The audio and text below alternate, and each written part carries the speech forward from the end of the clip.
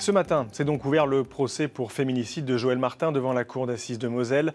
L'homme est accusé d'avoir tué en février 2022 sa compagne, Jocelyne Leclerc, de plusieurs coups de marteau. L'accusé aurait apparemment tout essayé pour faire disparaître le corps de sa conjointe. On retrouve depuis le palais de justice de Metz notre journaliste Valentin Piovesan.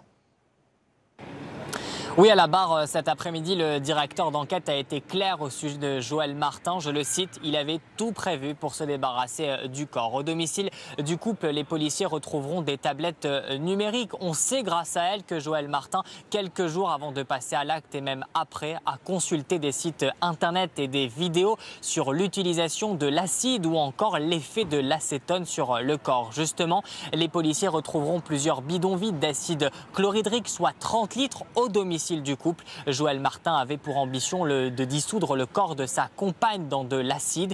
Voyant que son plan ne fonctionne pas, il décide alors de démembrer le corps de Jocelyne Leclerc et de le brûler dans un tonneau métallique au fond du jardin.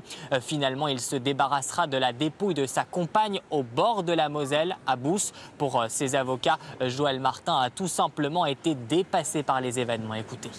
Un homme ordinaire qui a commis un acte extraordinaire. Rien n'apparaît cohérent dans la commission des faits. Je pense qu'il a agi sous la colère et sur la suite, rien n'est véritablement cohérent. Donc il n'a pas véritablement à se défendre sur ces éléments-là.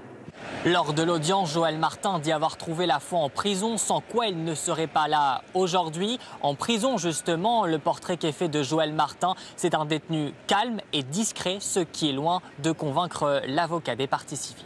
Il se fait passer pour une personne calme qui a le contrôle de lui. Vous verrez dans les prochains débats qu'effectivement il y a eu des menaces, notamment à l'encontre du personnel médical, menaçant les médecins lorsqu'ils ne pouvaient pas changer de cellule ou d'autres événements comme ça. Et justement, la Cour demain se penchera sur la personnalité de Joël Martin avec l'audition des experts psychiatriques et psychologiques. Les débats reprendront à 9h.